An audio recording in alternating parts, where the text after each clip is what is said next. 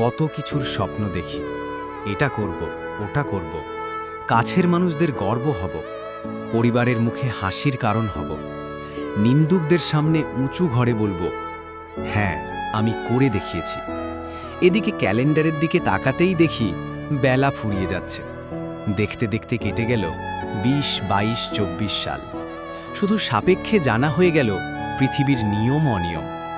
শুধু বদলাতে পারিনি রোজ দেখে আসা সেই পৃষ্ঠা, যে পৃষ্ঠা একবার বদলাতে পারলেই পরের পৃষ্ঠায় লেখা আছে, দুর্দিন থেকে চোখ সরাও, সুদিন তোমার পাশেই। কিন্তু চোখ সরাতে গেলেই ভয় এসে দাঁড়ায় সামনে।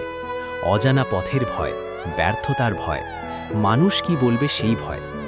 স্বপ্নগুলো বুকের ভেতরই রয়ে যায়, বাস্তবের মাটিতে পা রাখতে পারে না। প্রতিদিন নিজেকে বলি, কাল থেকে শুরু করব। কাল যেন এক অদৃশ্য প্রতিশ্রুতি, যা কখনো আজ হয়ে ওঠে না।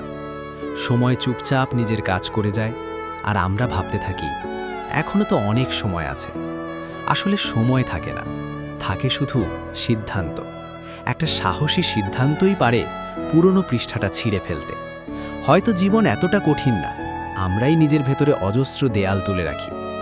একবার যদি নিজেকে বিশ্বাস করতে পারি, একবার যদি ভয়কে পাশ কাটিয়ে হাঁটতে পারি, তাহলেই বুঝব সুদিন কখনো দূরে ছিল না। দুর্দিন শুধু পরীক্ষা নেয়, আর সুদিন অপেক্ষা করে তুমি কবে নিজের ভেতরের শক্তিটা চিনবে। হয়তো আজই সেই দিন, যেদিন পৃষ্ঠাটা বদলানো যায়।